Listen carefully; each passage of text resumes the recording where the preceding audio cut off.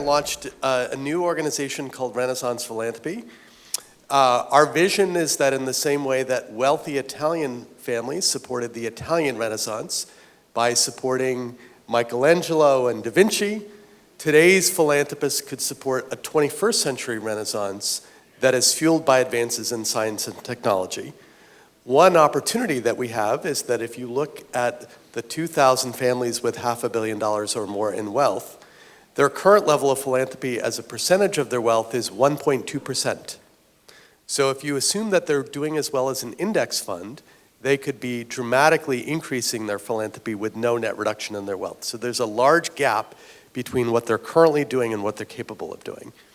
And one of the areas where they could be more active is the use of AI and machine learning to accelerate the pace of scientific research, because many of the challenges that we face in the 21st century, whether it's allowing people around the world to live longer, healthier lives, accelerating the transition to a carbon neutral economy, improving our ability to respond to future pandemics, can really take advantage of not only AI, but all these other AI adjacent technologies like self-driving labs and modeling and simulation software. So one of the things I think it's important to recognize is when something is hugely successful, can we learn why that was? So I'm sure many people in this audience, a sophisticated audience, know about very important contributions that DeepMind made to AlphaFold, now up to AlphaFold 3. Does anyone know why Demis Hassabis decided to allocate a strike team of 18 people to work on the protein structure prediction problem?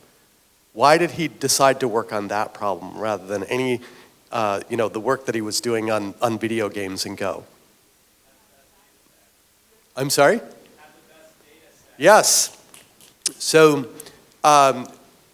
there is an idea that the machine learning community has known for a while, and it's something that they call the common task framework. So if you say, what are the areas where we've made progress in machine learning? It's because generally 4 things are true. Number one, we have a well-defined problem that is typically leveraging the ability of machine learning to serve as a universal function approximator between an input and an output. Second, we have a large, in some cases, open, diverse data set. Third, we have a benchmark for evaluating progress. And fourth, we have a leaderboard.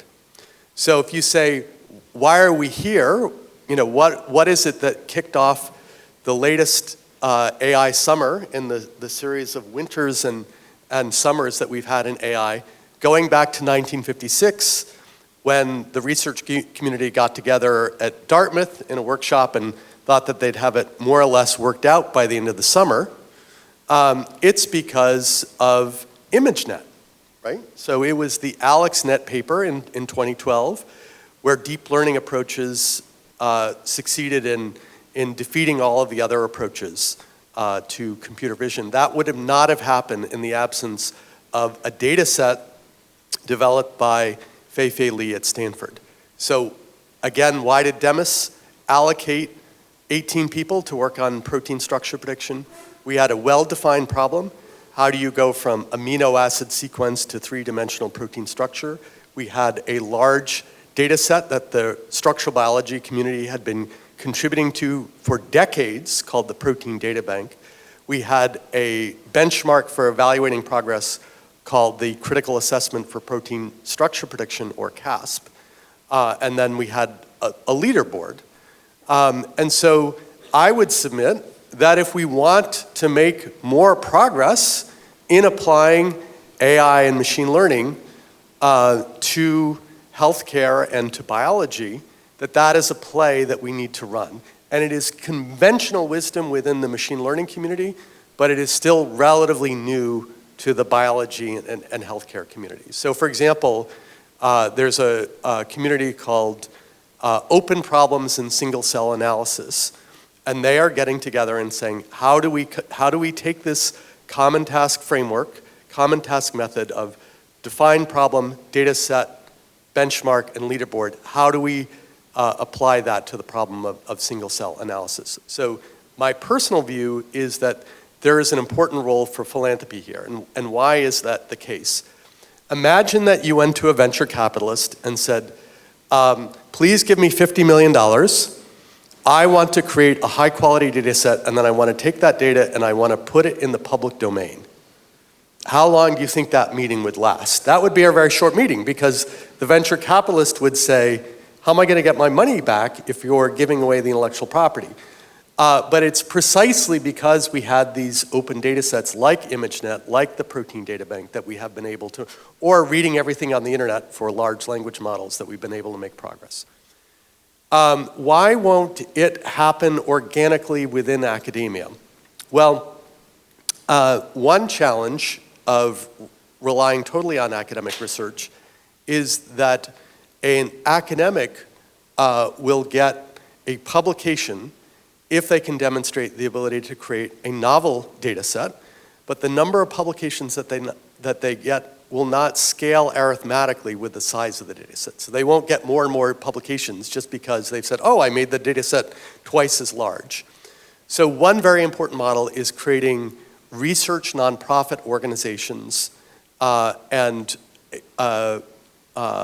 examples of these are focused research organizations. So Eric and other philanthropists have been supporting these. There's one called Eve Bio, which is going to map the interaction between every drug and drug metabolite and the most important drug targets.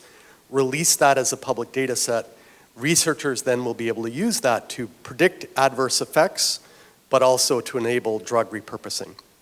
So I think there's very important collaboration between philanthropists and the research community to, number one, ask what data sets could have the impact that the Protein Data Bank has had on both protein structure prediction and protein design, and if it makes sense to make that data openly available as opposed to proprietary, then how can government and philanthropy create those data sets as a way of accelerating the pace of scientific research? Thank you.